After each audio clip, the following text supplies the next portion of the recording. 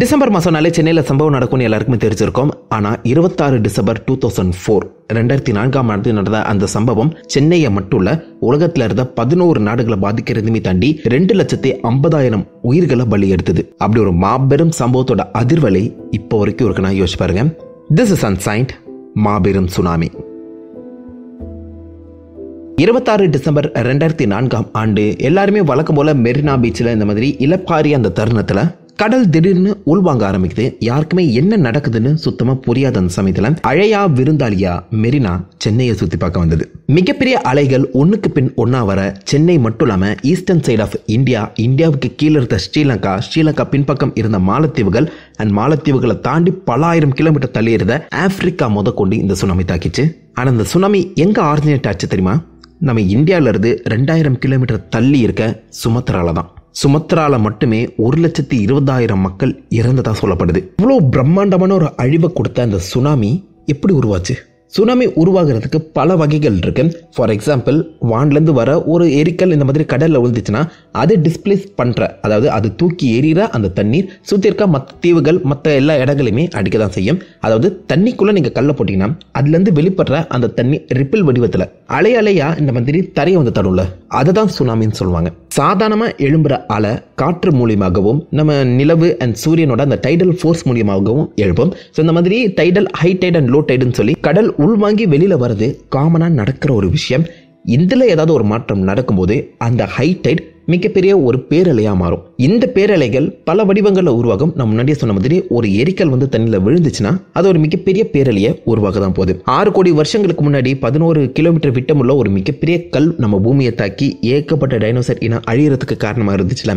அப்போதைக்கு இந்த உலகம் எதிர்பாராத மிக பிரம்மாண்டமான சுனாமி வந்து பார்த்தீங்கன்னா உருவாகி இருக்குமா. இந்த மாதிரி கல் விழுந்து ஏற்படக்கூடிய அந்த சுனாமிக்கெல்லாம் டிஸ்பிளேஸ்டு சுனாமின்னு சொல்லுவாங்க. கல் எந்த அளவுக்கு தண்ணியை டிஸ்பிளேஸ் பண்ணுதோ அந்த அளவுக்கு பெரிய சுனாமியை நம்ம பூமி வந்து பார்க்கும். சொந்த வகையில் எரிக்கல் விழுறது ஒரு பக்கம் இருந்தாலும் இந்த அண்டார்டிகா பக்கம் நீங்க போனீங்கன்னா மிகப்பெரிய பனிப்பாறைகள், அந்த கிளேசியர்ஸ் வந்து உடஞ்சி விழுறதை நீங்க பார்க்கலாம். அங்க இருக்க தண்ணி டிஸ்பிளேஸ் ஆகி அது அந்த கரையை வந்து தொட்டுச்சுன்னா அதுவும் சுனாமி தான். பட் இது ரொம்பவே ரேர் அக்கரன்ஸ். நம்ம பூமியில அடிக்கடி ஏற்படக்கூடிய சுனாமிகள் 2 வகை தான்.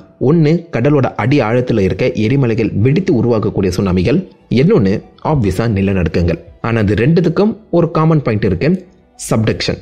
என்னடா சப்டக்ஷன் நீங்க கேட்பீங்க. நம்ம பூமி முழுசா ஒரே கல்லால உருவாக்கப்பட்டது இல்ல. நம்ம பூமியோட மேற்புறத்தில் இருக்க அந்த கிரஸ்ட் பல விதமான டெக்டானிக் பிளேட்ஸால உருவாக்கப்பட்டிருக்கு. இந்த டெக்டானிக் பிளேட்ஸ் தொடர்ந்து நகர்ந்துகிட்டே இருக்கு. அப்படிப்பட்ட ஒரு நகர்வுல தான் நம்ம இந்தியா டைரக்டா ஏசியா கூட மோதி மிகப்பெரிய அந்த ஹிமாலயன் மவுண்டன் ரேஞ்சஸ் உருவானதா சொல்றாங்க. ஸோ அந்த மாதிரி ஒவ்வொரு வருஷமும் இந்த நகர்வுங்கிறது நம்ம அடி ஆழத்துல கிரஸ்ட்ல நடந்துகிட்டே தான் இருக்கு. இப்படி நகரும்போது ஒரு டெக்டானிக் பிளேட் இன்னொரு டெக்டானிக் பிளேட்டுக்கு கீழே போனா அதை சப்டக்ஷன் சொல்லுவாங்க. அந்த வகையில் 2004 ஏற்பட்ட அந்த சுனாமி அப்போ நம்ம இந்தியன் பிளேட் இருக்கலாம், அது பர்மா பிளேட் கீழே நகர ஆரம்பிச்சது. ஸோ இது வழக்கமாக ஒரு வருஷத்துக்கு 1-4 சென்டிமீட்டர் நகர்வு இருக்க தான் செய்யும். ஆனால் இப்படி பல வருஷங்கள் நகர்ந்துட்டு இருக்க அந்த சமயத்தில் இந்த பர்மா பிளேட் 2004 அப்போ வந்து பார்த்தீங்கன்னா ஏதோ ஒரு இடத்துல ஸ்டக் ஆகியிருக்கு. ஸோ ஸ்டக் ஆகிற அந்த சமயத்தில் இந்த பக்கம் இந்தியன் பிளேட் நகர்த்திக்கிட்டே இருக்கலாம். இது ரெண்டுமே உரசி பர்மா பிளேட் அந்த ப்ரெஷரை தாங்க முடியாம டக்குன்னு ஓரண்டி முன்னாடி வந்துருச்சு. ஸோ ஒரு பக்கம் மட்டும் ப்ரெஷர் அதிகமாகிட்டு இருக்கும்போது அந்த ப்ரெஷரை தாங்க முடியாத பர்மா பிளேட் டக்குன்னு ஒரு அடி முன்னாடி வர அதுல இருந்து ஏற்பட்ட அந்த எனர்ஜி மேல் பக்கமா டிராவல் ஆகி அங்க இருந்த தண்ணீரை எல்லா பக்கமும் சிதறடிச்சுது. ஸோ எந்த அளவுக்கு எனர்ஜி வெளிப்பட்டிருக்கும்னு நினைக்கிறீங்க? கிட்டத்தட்ட 21 மெகா டன் சொல்லப்படுது. எதோன்னு ஈஸியா புரிய வைக்கணும்னா, இந்த ஹிரோஷிமா நாகாசாக்கி மேல நம்ம யூஎஸ்ஏ ஒரு மிகப்பெரிய நியூக்ளியர் பாம்பு போட்டாங்களா, அந்த பாமை விட 21,000 மடங்கு அதிக எனர்ஜியை வெளிப்படுத்திருக்கு. 21,000 மடங்குனா யோசிச்சு பாருங்க. இப்படி வெளிப்படுத்தப்பட்ட அந்த எனர்ஜி மேல் நோக்கி டிராவல் ஆகி அங்க இருக்க அந்த தண்ணீரை மேல்புறமா தான் டிஸ்பிளேஸ் பண்ண பாட்டிருக்கு. நான் மேல்புறமா போன அந்த தண்ணீர் கிராவிட்டி மூலியமா கீழே இறங்க அந்த வெளிப்பட்ட அந்த எனர்ஜி இப்போ ஹாரிசான்டலா, அதாவது மேல்புறமா போகாம பக்கவாட்டில் டிரான்ஸ்ஃபர் ஆகி மிக உயர்ந்த அலைகளை ஏற்படுத்தியிருக்கு. ஆனா நீங்க அந்த எனர்ஜி வெளிப்பட்ட அந்த இடத்துக்கு போனீங்கன்னா பெருசா எந்த ஒரு மாற்றமும் உங்களுக்கு தெரிஞ்சிருக்காது. சுனாமி வருதா அப்படிங்கிற ஒரு கேள்விதான் உங்களுக்கு கேள்வி இருக்கும். அந்த இடத்துல அலையோட அளவுங்கிறது குட்டியா தான் இருந்திருக்கும். ஆனா அந்த எனர்ஜியை கேரி பண்ணிட்டு வரக்கூடிய அந்த அலைகள் கரையை நோக்கி வரும்போது கரை கொஞ்சம் கொஞ்சமா குட்டியாகிட்டே இருக்கும்ல, ஆழம் இருக்காது. அதனால இந்த கரையோரத்தில் இருக்க அந்த தண்ணீரை உள்வாங்கி மிகப்பெரிய ஒரு அலையாது உருவெடுக்கும். இதனால தான் தண்ணீர் உள்ள போச்சுன்னா சுனாமி வரப்போகுதுன்னு சொல்றாங்க. இப்படி டிராவல் ஆகக்கூடிய அந்த அலை ஆழம் கம்மியாகும் போது எல்லா தண்ணீருமே உள்வாங்கி மிக பிரம்மாண்டமான அலையா உருவெடுக்குது. ஒரு கியூபிக் சென்டிமீட்டர் அலையோட அந்த எடையே கிட்டத்தட்ட ஒரு காருக்கு ஈக்குவலா இருக்குமாம். அந்த வகையில இப்படி மிக பிரம்மாண்டமா உருவெடுக்கக்கூடிய அந்த அலை ஒரு மிகப்பெரிய பில்டிங்கே சாய்க்கக்கூடிய அளவுக்கு ஸ்ட்ரென்த்தோடு இருக்கும். ஸோ சுனாமிலே ஸ்விம்மிங் போடுறவங்க சொல்கிறவங்க இந்த இடத்துல சுனாமிக்காக காத்துட்ருக்காதீங்க, முடிச்ச அளவுக்கு தப்பி ஓட்டுறது நல்லது. இந்த மிகப்பெரிய சுனாமி ஏற்படும் போது அந்த சுனாமி ஏற்பட்ட இடத்துல ஆழ்கடலில் நீங்கள் இருந்தீங்கன்னா இந்த சுனாமி உங்களால் உணரவே முடியாது. பட் அதுவே அந்த சுனாமியை நீங்கள் கரையோரத்தில் வந்து பார்க்கும்போது மிக பிரம்மாண்டமான அலைகளை உருவாக்கி இருக்கும். ஸோ அதுதான் இந்த சுனாமி பேருக்கான அர்த்தமாகவும் வந்து அமைஞ்சிருக்கு. சுனாமிங்கிறது ஜப்பான் மொழியில் சூனா ஹார்பர், நாமினா அலை. ஸோ மொத்தமாக பார்த்தீங்கன்னா ஹார்பர் வேவ்ஸ், கரையோரங்களில் அடிக்கக்கூடிய அலைகள்னு சொல்லி தான் இந்த சுனாமிக்கு பேரே கொடுத்துருக்காங்க. காரணம், நான் முன்னாடியே சொன்ன மாதிரி ஆழ்கடலில் இந்த சுனாமி ஈக்குவலான டிஸ்டன்ஸ் தான் ட்ராவல் பண்ணும். பட் அதுவே கரையோரத்துக்கு வரும்போது அதோடைய இந்த ப்ரெஷர் அதிகமாகி அந்த கரையோரத்தில் இருக்க அந்த தண்ணீரை உள்வாங்கி மிகப்பெரிய அலைகளாக உருவெடுக்கும். ஸோ அதனால் இதுக்கு சுனாமிங்கிற ஒரு பேரை கொடுத்தாங்க, ஹார்பர் வேவ்ஸ். தமிழில் கரையோர பேரலைகள்னு சொல்லலாம். ஸோ இப்படி அந்த சுமத்ரா தீவுகளில் ஏற்பட்ட அந்த மிகப்பெரிய நிலநடுக்கம் பூமி முழுக்கவே 1 சென்டிமீட்டர் மாற்றத்தை ஏற்படுத்தினதாக சொல்லப்படுது. இப்படி ஒரு நிலநடுக்கத்தை இந்த பூமி இது வரைக்கும் பார்த்ததே கிடையாது. 9.2 9.5 அளவுக்கு மேக்னிடியூட் கொண்ட அந்த ஒரு அதிர்வலை ஒரு நிலநடுக்கத்தை ரெக்கார்ட் பண்ணதாக சொல்கிறாங்க. இந்த நிலநடுக்கம் மிக பிரம்மாண்டமான அலைகளை முதல்ல பக்கத்தில் இருக்க சுமத்ரா பக்கம் தான் திருப்பி விட்டுருக்கேன். வட சுமத்ரா மிகப்பெரிய நாசத்துக்கு உள்ளாச்சுன்னு சொல்கிறாங்க. மிக பிரம்மாண்டமான அலைகள் தொடர்ந்து தாக்கிச்சான். மிக முக்கியமா பேண்டா எக் அப்படின்னு சொல்லப்படுற அந்த ஊர் தான் இந்த அதிர்வலைக்கு பக்கத்தில் இருக்கு. இந்த எபிசென்டருக்கு பக்கத்தில் இருக்க அந்த காந்தரால தொடர் இந்த சுனாமி அலைகள் அந்த நாட்டையே சூறையாடிட்டு போன மாதிரி எல்லா பில்டிங்ஸ், எல்லா விதமான கட்டிடங்களையுமே இடிச்சு தரமட்டமாக்கி 100 அடிக்கு மிக உயரமான அலைகளையுமே ஏற்படுத்தி இருக்குன்னா யோசிச்சு பாருங்க. ரிப்பீட்டடான பேக் டு பேக் அலைகள் வந்து பார்த்தீங்கன்னா தொடர்ந்து இந்த இடத்தை தாக்க ஆரம்பிக்குது. வடக்கு சுமத்ரா தொடர்ந்து இந்த அலைகளால் தாக்கப்படுறதை தாண்டி கிட்டத்தட்ட 1,30,000 மக்கள் இந்த இடத்திலேயே இறந்ததா சொல்லப்படுது. தண்ணீர் ஒன்றும் சாதாரண வேகத்தில் வரல, 500 km/h வேகத்தில் தண்ணீர் டிராவல் ஆகியிருக்கு. அந்த வேகமே பல பேரை கண்டிப்பாக கொண்டிருக்கும். அந்த பக்கம் சுமத்ரா அடி வாங்கிட்டு இருக்க அதே சமயத்தில் அந்த அதிர்வலைகள் இந்தியா அண்ட் ஸ்ரீலங்கா நோக்கியும் டிராவல் ஆக ஆரம்பிச்சது. இதில் அதிக பேரழிவு இந்தியாவை தாண்டி ஸ்ரீலங்காவுக்கு தான் இருந்ததா சொல்லப்படுது. ஸ்ரீலங்காவை ரீச் பண்ணும்போது அந்த சுனாமி அலைகளோட உயரம் ஆவரேஜாவே 35 அடி இருந்துச்சா. 2-5 கிலோமீட்டருக்குள்ள தண்ணீர் வந்த மாதிரியும் சொல்றாங்க.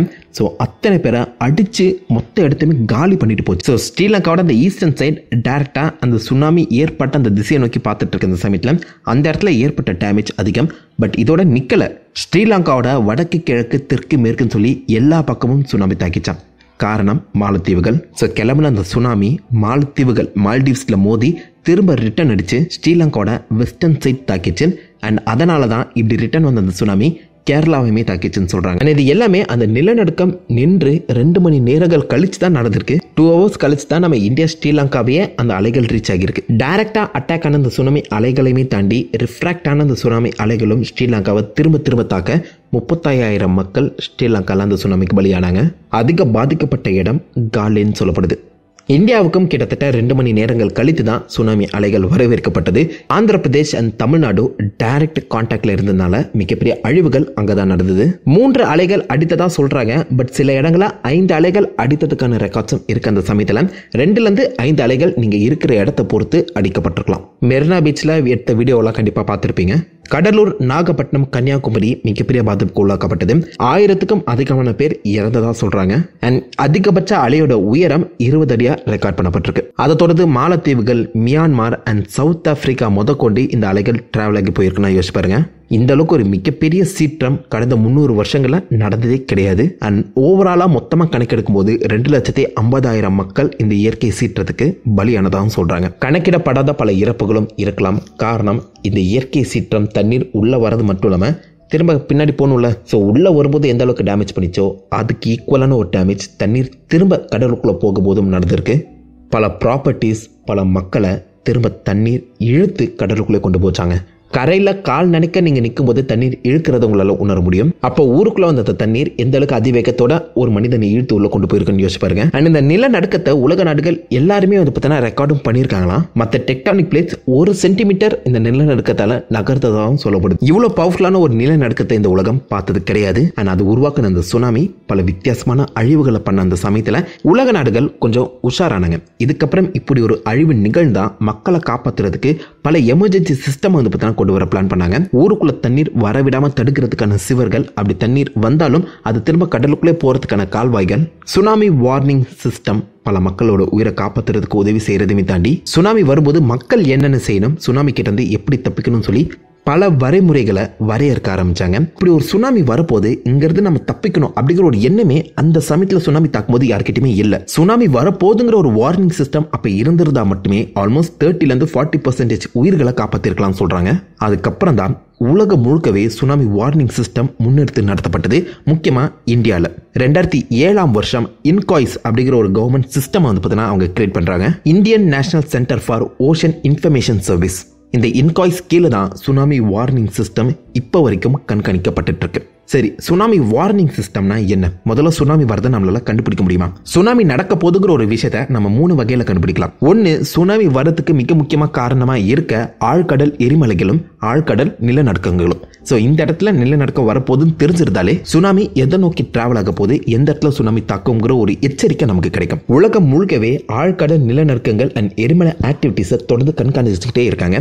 ரெண்டாவது, கடல் அலைகள்ல நடக்கப்படுற மாற்றம். எப்போதுமே கடல்ல அலைகள் அடிச்சுக்கிட்டு தான் இருக்கும். அதே மாதிரி நிலவோட அந்த ஈர்ப்பு மூலியமா ஹை டைடல் அண்ட் லோ டைடல்ங்கிறதுமே நடக்கும்.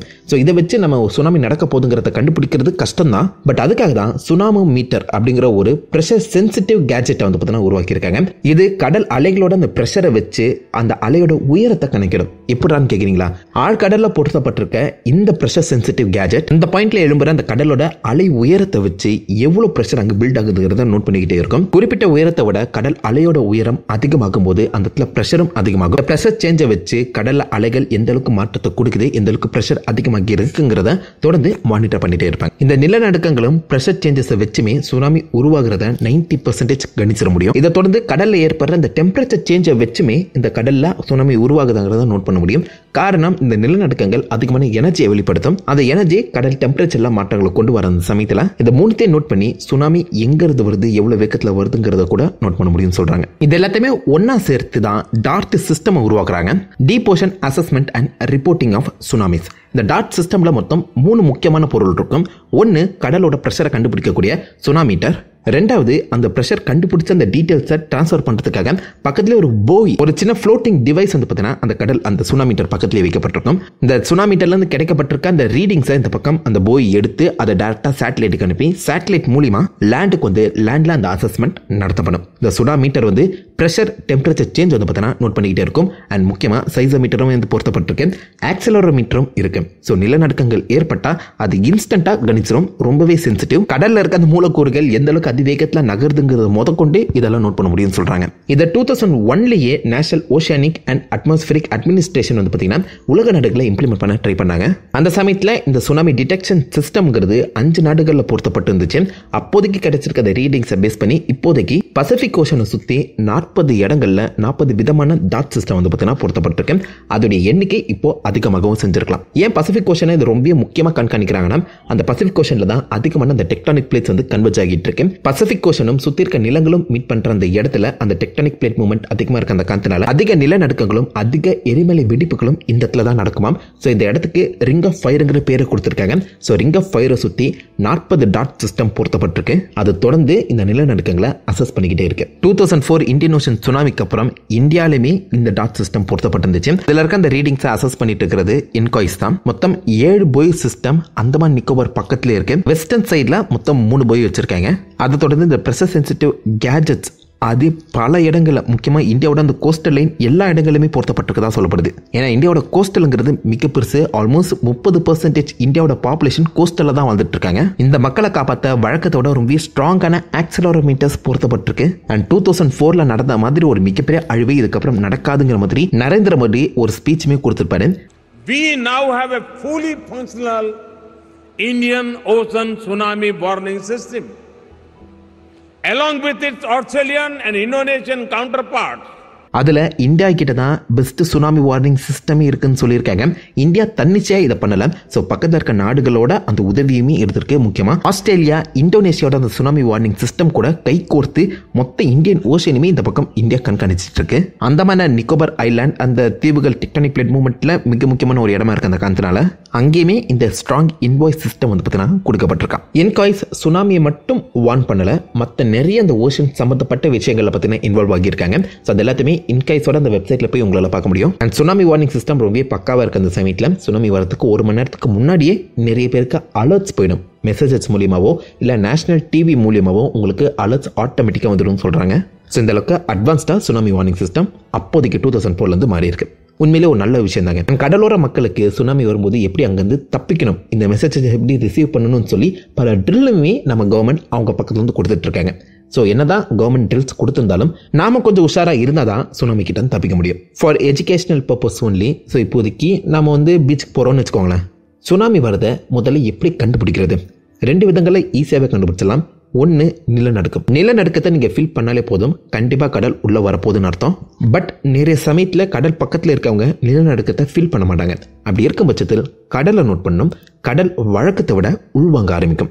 காரணம், சுனாமி ஆக்சுவலாக கடலோட மிட் போர்ஷன் இல்லைனா ஆழ்கடல்லேருந்து டிராவல் ஆகி வரும்போது அந்த சமயத்தில் எனர்ஜி பக்கவாட்டில் தான் மூவ் ஆகும். ஸோ கடலோட மிட் போர்ஷனில் நீங்கள் இருக்கும்போது சுனாமியோட அலையை ஃபீலே பண்ண முடியுது. பட் அதுவே சுனாமி கரையோரங்களில் வர அந்த சமயத்தில் டிராவல் ஆகிற அந்த எனர்ஜி கடல் தண்ணியை உள்வாங்கி மிகப்பெரிய அலையாக உருவெடுக்கும். நிலநடுக்கம் ப்ரொடியூஸ் பண்ணுற எனர்ஜியை பொறுத்து கடல் அலையோட உயரமும் கரையோரங்களில் அதிகமாகும். 100 அடி கூட போகும்னு சொல்கிறாங்க.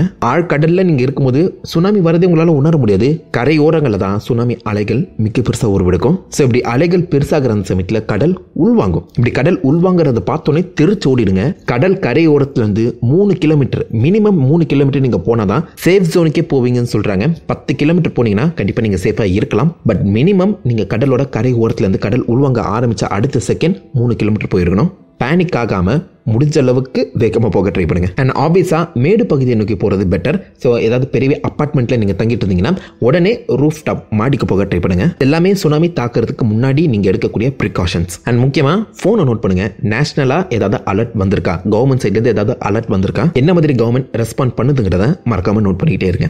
ஸோ இது எல்லாமே அந்த சுனாமி தாக்குறதுக்கு முன்னாடி. இப்போ சுனாமி தாக்கிடுச்சு, என்ன பண்ணுறது? சுனாமியெல்லாம் வருது, நான் சுனாமிலே ஸ்விம்மிங்க போகிறேன்னு சொல்லி ஃபேஸ் டு ஃபேஸ் சுனாமியை பார்த்து நிற்காதீங்க. காரணம், சுனாமி சாதாரண வேகத்தில் வராது. 2004 இந்தியன் ஓஷன் சுனாமி கிட்டத்தட்ட 500 km/h வேகத்தில் வந்துச்சுன்னு சொல்கிறாங்க. அந்த ஒரு கியூபிக் கிலோமீட்டர் அளவு இருக்க தண்ணீர் ஒரு காரோட அளவு வெயிட் இருக்கும். ஸோ சுனாமி எந்த அளவுக்கு அதிகமான தண்ணீர்னு மட்டும் யோசிச்சு பாருங்க. ஒரு 10-20 காரை ஒன்றா சேர்த்து ஒரு அலையா உங்கள் மேலே 500 km வேகத்தில் போட்டால் என்ன நடக்கும்? சோழி முடிஞ்சு. அவ்வளோ வேகத்தில் அவ்வளோ தண்ணீர் உங்கள் உடம்பு மேலே போடும்போது அந்த வெயிட் அண்ட் ப்ரெஷர், அந்த வேகமே உங்களை கொண்டுடும். சுனாமியில் ஸ்விம்மிங் போடுறது எல்லாமே கட்டுக்கதை. முடிஞ்சா சுனாமிலேருந்து ஓட பாருங்க. ஓடுறது தான் உங்களுடைய ஒரே குறிக்கோளாக இருக்கணும். ஏன்னா you can face the nature. நேச்சரை எதிர்த்து ஒன்றும் பண்ண முடியாது. ஸோ சுனாமியை ஃபேஸ் பண்ணாதீங்க. பட் எப்படியோ நீங்கள் சுனாமியோட அலையில் மாட்டிக்கிட்டீங்கன்னா முடிஞ்ச அளவுக்கு பக்கத்தில் ஏதாவது பொருள் கணக்கா அதை இருக்க பிடிக்க ட்ரை பண்ணுங்க. காரோ இல்லை போகிற வழியில் ஏதாச்சும் ஒரு மரமோ இருந்தால் அதை பற்றி கொள்ள ட்ரை பண்ணுங்க. Hold on to something steady அப்படின்னு சொல்கிறாங்க. காரணம், சுனாமி அலை உங்களை இழுத்துட்டு போக ட்ரை பண்ணும். இப்படி போகிற வழியில் சுனாமி உங்களை சும்மா ஒரே நேர்பாதையில் கூட்டு போகாது, அங்கேயும் இங்கேயும் அழகழிக்கும். அண்ட் ஏகப்பட்ட பொருட்கள், கார், அதே மாதிரி மரத்துண்டுகள் கூட சுனாமி அலைகளில் சேர்ந்து வரலாம். அழகழிக்கும் போது அதில் பட்டு நீங்கள் இறக்கிறதுக்கான வாய்ப்புகள் அதிகமாயிடும். ஸோ முடிஞ்ச அளவுக்கு ஒரு சேஃபான இடத்துல மரத்தையோ அப்படி இல்லைனா பக்கத்தில் இருக்க ஏதாவது ஒரு காரையோ ஃபிக்ஸடாக பிடிச்சிக்க ட்ரை பண்ணுங்க. ஏன்னா இந்தோனேஷியாவில் ஒரு பொண்ணு இந்த மாதிரி பனை மரத்தை பிடிச்சிக்கிட்டு அந்த சுனாமியோட அலை வேகத்திலேருந்து தப்பிச்சிருக்காங்களாம். ஸோ ஃபிக்ஸட் பாயிண்ட்ல நீங்கள் இருக்க அந்த காரணத்தினால இந்த பக்கம் சுனாமி அலை உங்களை இழுத்து செல்லாது. ஏன்னா உள்ள வர தண்ணி திரும்ப கடலுக்குள்ள போக பார்க்கும்ல. ஃபிக்ஸட் பாயிண்ட்ல நீங்கள் தண்ணிக்குள்ள மாட்டிக்கிட்டீங்கன்னா பிடிச்சிட்டு இருக்கிறது ரொம்ப நல்ல விஷயம். அதை தாண்டி ஒரே அலையா சுனாமி வராது, அடுக்கடுக்கான அலைகள் உருவாகும்.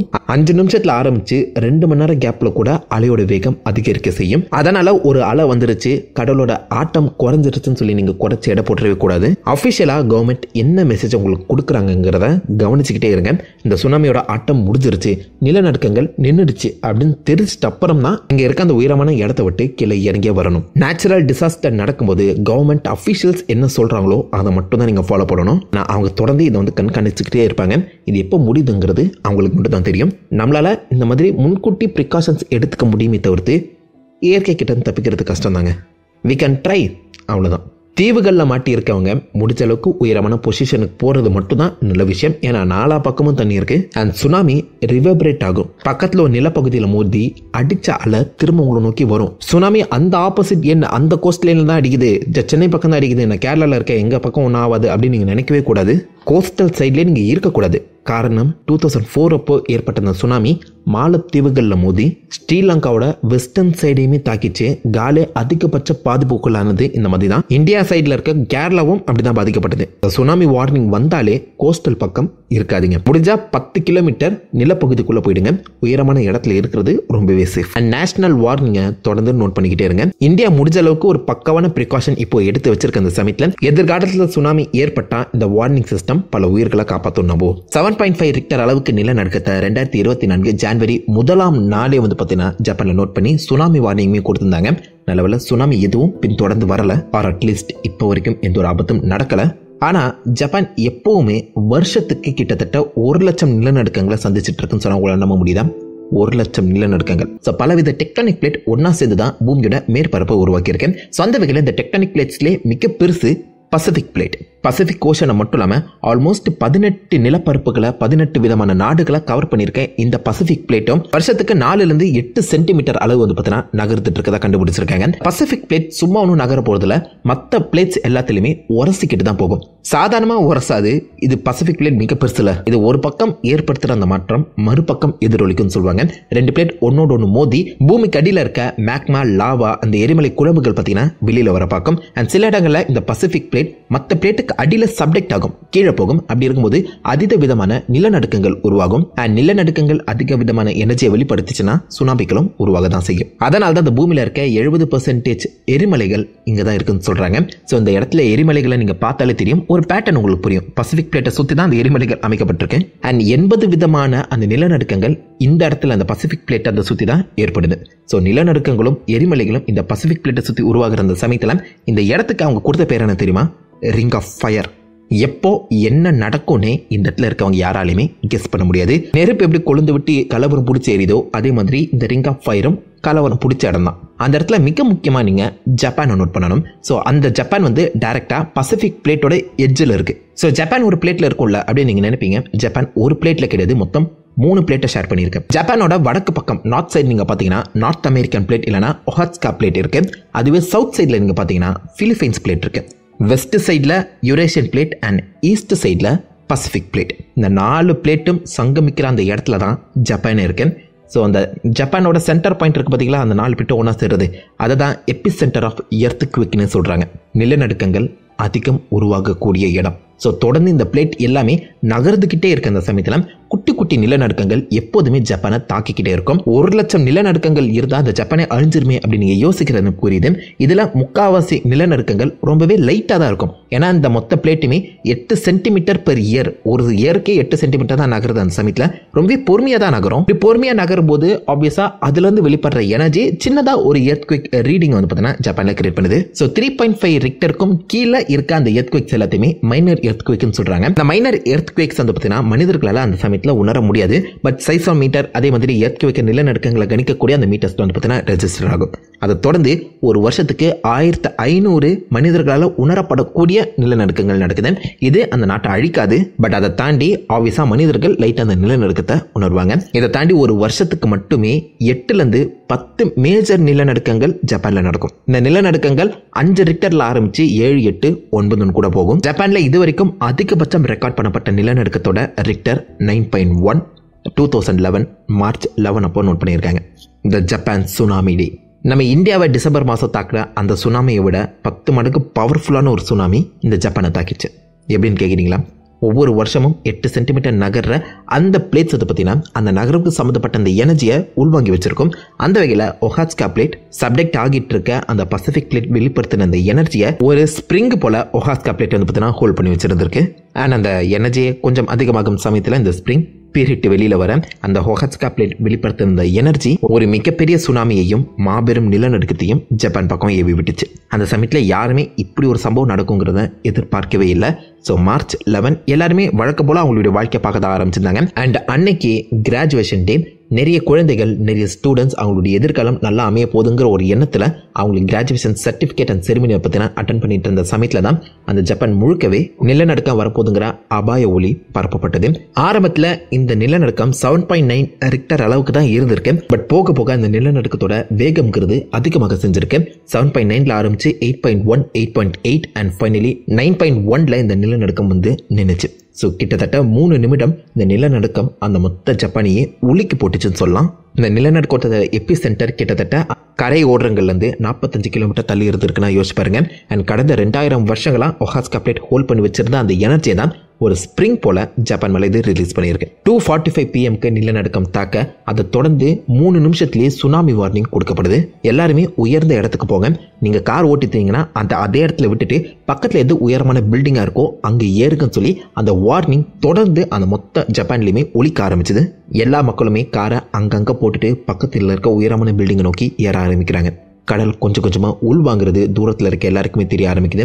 வழக்கமாக இந்த ஹார்பரில் பில்லர் தெரியாதான், அந்த பில்லரில் கிட்டத்தட்ட கால்வாசி தெரிய ஆரம்பித்த உடனே மிகப்பெரிய சுனாமி நம்மளை நோக்கிட்டு வருது.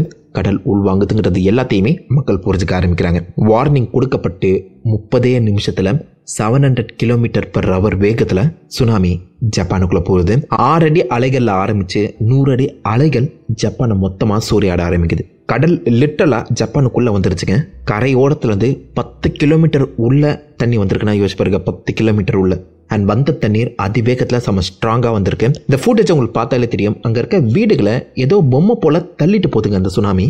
இந்த சுனாமியில் ஸ்விம்மிங் பண்ண முடியும்னு நினைக்கிறீங்களா நீங்கள்? ஜப்பானில் இந்த மாதிரி ஆல்ரெடி நடக்கும்னு சொல்லி நிறைய ப்ரிகாஷன்ஸ் பார்த்தீங்கன்னா எடுத்து வச்சிருப்பாங்க. ஸோ நிலநடுக்கத்தால் நம்ம பில்டிங்ஸ் எதுவுமே டப்புன்னு உடஞ்சிடக்கூடாதுன்னு சொல்லி கடந்த 20 வருஷங்களாக எர்த்குவேக் ப்ரூஃப் பில்டிங்ஸ் வந்து பார்த்தீங்கன்னா அவங்க பில்ட் பண்ண ஆரம்பிச்சிருக்காங்க. நம்ம இந்த இடத்துல தான் இருக்கோம், நிலநடுக்கம் வந்தால் கூடவே சுனாமி வரும்னு தெரிஞ்சுக்கிட்டு நிறைய நகரங்களுக்கு முன்னாடி கரையோரங்களில் சி வால்ஸுங்கிறது கட்டப்பட்டிருக்கு. சி வால்ஸ்னா தண்ணி உள்ளே வரக்கூடாதுன்னு சொல்லி அதை தடுக்கிறதுக்கான சுவர், தண்ணீரை தடுப்பதுக்கான சுவர். இந்த இடத்துல உங்களுக்கு பார்த்தாலே தெரியும், தண்ணீர் சுவரை தாண்டி மேலே வருது. காட்டாருக்கே அணை போட முடியாது, கடலுக்கு அணை போட முடியுமா? பல மாகாணங்கள் ஜப்பானில் சுனாமியால் சூறையாடப்பட்டது. அதிகமாக பாதிக்கப்பட்டது மியாகி, ஃபுகுஷிமா, டொஹேச்சி. ஜப்பான் மட்டும் இல்லை, ஜப்பான்லேருந்து 17,000 கிலோமீட்டர் தள்ளி இருந்த சீலே, அந்த நாட்டிலையுமே 2 மிக பிரம்மாண்டமான அலைகள் வந்து தாக்கியிருக்கேன். பட் சேதம்ங்கிறது கம்மி தான். இந்த அலைகளோட உயரம் 6 அடி தான் இருந்திருக்குன்னு சொல்கிறாங்க. சீலேல பெரிய சேதம்ங்கிறது நடக்கல. ஆனால் ஜப்பானில் சேதம் கிட்டத்தட்ட $200 பில்லியன் மாதிரி சொல்லப்படுது. எல்லா பில்டிங்கும் பொம்மை போல உடைய ஆரம்பிச்சதுங்க. அவ்வளோ ஸ்ட்ராங்காக, அவ்வளோ பவர்ஃபுல்லாக அந்த சுனாமி இருந்திருக்கு. கிட்டத்தட்ட 20,000 மக்கள் இறந்துருக்காங்க. 2,500 மக்கள் மிஸ்ஸிங்.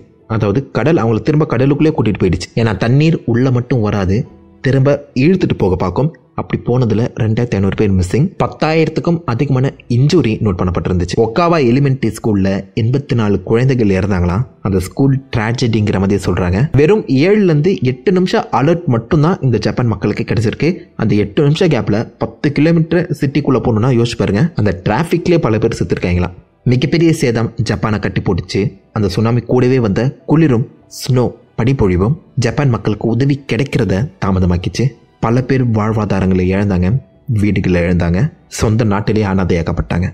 இத்தனை கோடி இழப்புக்கு அப்புறம் ஜப்பான் அடுத்த சுனாமிக்கு தயாராச்சான்னு கேட்டிங்கன்னா எஸ். எந்தெந்த இடத்துல அதிகமான சேதம் நடந்ததோ அந்த இடங்களை சுற்றி, அந்த கோஸ்டல் ஏரியாவை சுற்றி ஜப்பான் ஒரு மிக உயரமான மதில்களை கட்ட ஆரம்பிச்சிருக்காங்க. எப்படி the great wall of China இருக்கோ அதே மாதிரி இப்போதைக்கு த கிரேட் வால் ஆஃப் ஜப்பானுங்கிற ஒரு மிகப்பெரிய ப்ராஜெக்ட் நடந்துட்டு இருக்கு. மாடர்ன் டைமில் இதுதான் மிகப்பெரிய பில்டிங் ப்ராஜெக்ட்னு சொல்கிறாங்க. அந்த எபி சென்டர் சொன்ன பார்த்தீங்களா, அதை சுற்றி இருக்க அந்த கரையோர பகுதிகள் 400 கிலோமீட்டரை 15 மீட்டர் உயரம் மதில்களால் இப்போதைக்கு கவர் பண்ணிட்டு இருக்காங்க. இந்த மதில்கள் சுனாமியை தடுக்குமான்னு கேட்டிங்கன்னா கடலுக்கு அணை கட்ட முடியாது. ஆனால் இது கொஞ்சம் டைமை கொடுக்கும். மக்களை சேஃபான ஒரு இடத்துல வைக்கிறதுக்கான அந்த நேரத்தை இந்த மதில்கள் மக்களுக்கு கொடுக்கும் சொல்லி எதிர்பார்க்கப்படுது. மக்கள் பக்கத்துலேருந்து இதுக்கு பாசிட்டிவ் ரெஸ்பான்ஸ் வந்திருக்கும்னு நினைக்கிறீங்களா? இல்லை, கடலை எங்களால் பார்க்க முடியல, சூரிய அஸ்தமனத்தை, சன்ரைஸ், சன்செட் எங்களால் பார்க்க முடியல, கடலை ரசிக்க முடியல, பீச்சுக்கு போக முடியலன்னு சொல்லி நிறைய மக்கள் அந்த பக்கம் குரல் எழுப்பினாலும் இந்த இடத்துல ஆல்ரெடி தங்கிட்டு இருந்த மக்கள் எங்கள் குடியிருப்பையே நீங்கள் வந்து அழிச்சிட்டீங்க அப்படிங்கிற மாதிரி கோஷம் எழுப்ப ஆரம்பித்தாங்க.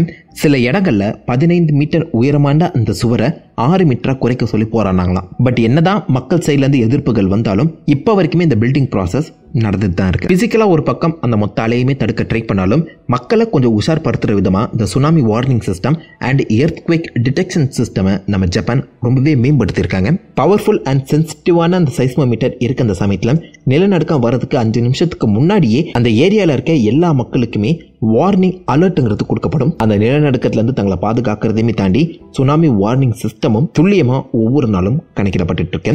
ஸோ மக்களை கொஞ்சம் உஷாராகவும் அதே சமயத்தில் பாதுகாப்பாகவும் வைக்க தான் ஜப்பான் ட்ரை பண்ணிட்டு இருக்காங்க. பட் எப்படி பார்த்தாலும் 4 பிளேட் ஒன்னா சேர்ந்த இடத்துல இருக்க அவங்க இடம் சரியில்லையே. சுனாமிகள் 90% நம்ம பூமியை சுற்றி உருவாகிறதுக்கு காரணம் டெக்டானிக் பிளேட்ஸோட நகர்வுகள் தான். ஸோ அது வெளிப்படுத்துகிற அந்த எனர்ஜி நிலநடுக்கங்களாக மாற அந்த நிலநடுக்கங்கள் நிலத்துக்கு மேலே இருக்க அந்த தண்ணீரை எல்லா பக்கமும் உந்தி தள்ளுது. எந்த அளவுக்கு அதிவேகத்தோட அதிக எனர்ஜியோட அந்த தண்ணீர் வெளியிடப்படுதோ உந்தி தள்ளப்படுதோ அந்த அளவுக்கு மிக உயரமான சுனாமி இந்த கரையோர பகுதிகளில் உருவாகும். ஸோ நிலநடுக்கங்கள் 90% இந்த சுனாமி உருவாகிறதுக்கு காரணமாக இருக்கு. அந்த அளவுக்கு அதிகமான எனர்ஜியை நம்மளால வெளிப்படுத்த முடிஞ்சா மேபி நம்மளால சுனாமியை உருவாக்க முடியும் தானே. நம்மளால செயற்கையாக நிலநடுக்கங்களை உருவாக்க முடியுமான்னு கேட்டிங்கன்னா இந்த ஒரு விஷயத்தில் அதிகமாக ஆர்வம் காட்டினது எல்லாருக்குமே ரொம்ப ஃபேவரட்டான ஒரு சயின்டிஸ்ட் தான் நிக்கோலா டெஸ்லா. இந்த டெஸ்லா ஆசிலேட்டருங்கிற ஒரு வித்தியாசமான மிஷின் வந்து பார்த்தீங்கன்னா டெஸ்லா உருவாக்க ட்ரை பண்ணிட்டு இருந்தாரு. இந்த ஆசிலேட்டர் எந்த மாதிரி ஒர்க் ஆகும்னு தெரியல. பட் இதுக்குள்ள ஒரு விதமான டிஸ்க் இருக்கும். அந்த டிஸ்கை ஸ்டீம் அதாவது நீராவி அனுப்புறது மூலியமா மேலே கீழே அதிவேகத்தில் மூவ் பண்ணி அதன் மூலியமா ஒரு வைப்ரேஷனை எந்த அளவுக்கு பவர்ஃபுல்லாக வேணாச்சு நம்ம டெஸ்லாவில் உருவாக்க முடியும்னு சொல்றாங்க. எதை திட்டமாக கொண்டு டெஸ்லா இதை உருவாக்குனாருன்னு தெரியல. பட் இந்த டெஸ்லா ஆசிலேட்டரை கொஞ்சம் பவர்ஃபுல்லாக மாற்றினா அது எர்த்குவேக் மிஷினாக மாறும். அதாவது இந்த டெஸ்லா ஆசிலேட்டரை நம்ம நிக்கோலா டெஸ்லா அவருடைய அந்த லேப்ல வச்சு டெஸ்ட் பண்ணிட்டு இருக்கும்போதே பக்கத்தில் இருக்க ஒரு பில்டிங் கிடுகிடுன்னு ஆடிச்சுன்னு சொல்லி பல ரிப்போர்ட்ஸ் வந்திருக்கு. ஸோ அப்போதைக்கு இது ப்ரோட்டோடைப்பாக தான் இருந்திருக்கு. இப்போ இருக்க இந்த டெக்னாலஜியை வச்சு கொஞ்சம் பவர்ஃபுல்லாக கொஞ்சம் ஸ்ட்ராங்காக மேபி இந்த டெஸ்லா ஆசிலேட்டரை உருவாக்கினா இந்த ஆசிலேட்டரை வச்சு கரையோரங்களில் இருக்க அந்த கரைகளை மேபி கொஞ்சம் அதிகமாக எழும்ப வைக்கலாம். பட் இது ஹைப்போதெட்டிக்கல் தான். காரணம் தண்ணீரில் எந்த அளவுக்கு நீங்கள் அடி ஆழத்துக்கு போகிறீங்களோ அந்த அளவுக்கு ப்ரெஷருங்கிறது அதிகமாகும். இந்த நிலநடுக்கங்கள் தரைக்கு ரொம்ப அடி ஆழத்தில் உருவாகுது. 10லேருந்து 15 கிலோமீட்டர் ஆழத்தில் அந்த டெக்டானிக் பிளேட்ஸ் மோதி அதுலேருந்து வெளிப்படுற அந்த எனர்ஜி தான் மிகப்பெரிய சுனாமிகளை உருவாக்குது. ஸோ இந்த ஆழத்தில் நம்ம இந்த மாதிரி மனிதன் உருவாக்கணும் ஒரு பொருளை இது வரைக்கும் பெருசாக கொண்டு போனது கிடையாது. 2-3 முறை தான் நம்ம மரைனா ட்ரென்ச்சோட அந்த பாட்டமே பார்த்துருக்கோம். அதுவும் பெருசாக தங்கலை. ஸோ அந்த அளவுக்கு ப்ரெஷரை மனிதனால் தொடர்ந்து தாக்கு பிடிக்க முடியுமா? அதுவும் முக்கியமாக டெஸ்லா ஆசிலேட்டர் மாதிரியான அதிக மூவிங் பார்ட்ஸ் இருக்கக்கூடிய ஒரு மிஷினை கொண்டு போய் அவ்வளோ ஆழத்தில் வைக்க முடியும்னு நினைக்கிறீங்களா? இம்ப்ளோட் ஆகிடும். அதாவது அந்த ப்ரெஷர் கிட்டத்தட்ட அந்த மொத்த மிஷினுமே நசுக்கி தூரம் போட்டுரும். நிலநடுக்கங்களை பெருசாக அந்த ஆசிலேட்டர் உணர வைக்காது. மேபி அந்த வைப்ரேஷன்ஸ் பாசிபிளி கொஞ்சம் அலைகளை உயரமாக்குமே தவிர்த்து சுனாமியை உருவாக்குற அளவுக்கு பவர்ஃபுல் கிடையாது தான். மேபி ஒரு 10,000 ஆசிலேட்டரை வச்சு நம்ம வழக்கமாக பார்க்குற அந்த அலைகளை விட ஒரு 2 அடி உயரமான அலைகளை உருவாக்கலாமே தவிர்த்து டெஸ்லா ஆசிலேட்டரை என்னை பொறுத்த வரைக்கும் கண்டிப்பாக நிலநடுக்கங்களை தண்ணிக்கு கீழே உருவாக்குறதுக்கான வாய்ப்புகள் கம்மி. டெஸ்லா ஆசிலேட்டரை தாண்டி மனிதன்கிட்ட இப்போ இருக்க ரொம்ப பவர்ஃபுல்லான வெப்பன் எதுன்னு கேட்டிங்கன்னா ஆப்வியஸாக atomic bombs, nuclear bomb, atomic bomb. இப்போ தெர்மோ நியூக்ளியர் பாம்பில் வந்து நிற்கிறோம். சார் பாம்பா, ரஷ்யாவோட சார் பாம்பா 50 மெகாடன்ஸ் அளவுக்கு ஈல்ட கொடுத்துருக்கு. ஸோ ரொம்ப பவர்ஃபுல்லான ஒரு பாம் அது. சார் பாம்பாவோட டெஸ்டிங் பண்ணும்போதே 900 கிலோமீட்டர் தாண்டி இருக்க ஒரு வீட்டோட கண்ணாடி உடஞ்சிச்சாங்க. அந்த அளவுக்கு பவர்ஃபுல்லான ஷாக் வேவ் உருவாக்கியிருக்கு. பூமியை சுற்றி 3 முறை அந்த ஷாக் வேவ் வந்து பார்த்தீங்கன்னா ட்ராவல் ஆகி வந்ததாக சொல்கிறாங்க. இவ்வளோ பவர்ஃபுல்லான ஒரு பாம்பை கொண்டு போய் நம்ம அந்த அடி ஆழத்தில் வெடிக்க வச்சா என்ன நடக்கும்னு நினைக்கிறீங்க? வெடிக்கப்பட்ட அந்த பாம் வெளியிடக்கூடிய அந்த எனர்ஜியை கண்டிப்பாக நான் முன்னாடி சொன்ன மாதிரி அடி ஆழத்தில் இருக்கக்கூடிய அந்த மொத்த ப்ரெஷருமே கம்ப்ரஸ் பண்ணிடும். அவ்வளோ எனர்ஜியை வெளிக்கொண்டு வர விடாத அளவுக்கு செம ஸ்ட்ராங்கானது தான் தண்ணீர். நம்ம தண்ணீரை குறைச்சி இடப்பட்டுறக்கூடாது.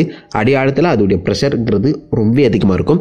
ஸோ மேபி மேல்புறமாக அது வெடிக்கும் போது அது சுற்றி இருக்க தண்ணீரை ஒரு 500லேருந்து 1000 அடி உயரத்தில் தூக்கி எரியலாம். பட் அது சுனாமியை உருவாக்குற அளவுக்கு அதிக எனர்ஜியை வெளிப்படுத்தாது. சார் பாம்பா வெளிப்படுத்துகிற அந்த எனர்ஜியை விட 25 மடங்கு அதிகமான எனர்ஜி தொடர்ந்து பூமிக்கடியில் நிலநடுக்கங்களால் வெளியிடப்பட்டு தான் இருக்கு. ஸோ அந்த சார் பாம்பா பெருசாக எந்த ஒரு மாற்றத்தையும் பெரிய அளவுக்கு சுனாமியையும் கண்டிப்பாக அடி ஆழத்திலிருந்து உருவாக்குறதுக்கான வாய்ப்புகள் ரொம்ப கம்மி. மேபி இந்த டெக்டானிக் பிளேட்ஸ் சேமித்து வச்சிருக்க அந்த எனர்ஜி ரிலீஸ் ஆகும் போது தானே சுனாமிகள் உருவாகுது.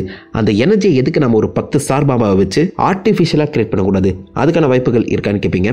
டெக்டானிக் பிளேட்ஸ் நான் முன்னாடியே சொன்ன மாதிரி அடி ஆழத்தில் இருக்கும். அவ்வளோ தூரம் நீங்கள் சார் பாம்பாவை கொண்டு போகிறதுக்கு முன்னாடியே அது நசுக்கப்பட்டுரும். பட் இப்போ ஹைப்போதெட்டிக்கலாக நம்ம அவ்வளோ ஆழத்துக்கு கூட்டிகிட்டு போயிட்டோம்னு வச்சுக்கோங்களேன், டெக்டானிக் பிளேட்டை நகர்த்த அளவுக்கு நம்ம இன்னும் பவர்ஃபுல்லான பாம்பை இது வரைக்கும் உருவாக்கல. நான் முன்னாடியே சொன்ன மாதிரி இந்த டெக்டானிக் பிளேட்ஸோட அந்த குட்டி குட்டி நகர்வுகளே நம்ம சார் பாம்பாவோட 10 மடங்கு அதிக எனர்ஜியை தொடர்ந்து வெளிப்படுத்திக்கிட்டே தான் இருக்கு. ஸோ ஒரு சார் பாம்பாவால் கண்டிப்பாக அடி ஆழத்தில் இந்த அளவுக்கு ஒரு பெரிய எனர்ஜியை வெளிக்கொண்டு வர முடியாது. மனிதனால் கண்டிப்பாக அந்த நியூக்ளியர் பாம்பை யூஸ் பண்ணி நம்ம இந்தியன் ஓஷன் அண்ட் ஜப்பான் அளவுக்கு மிகப்பெரிய ஒரு சுனாமியை உருவாக்குறதுக்கான வாய்ப்புகள் கிடையாது.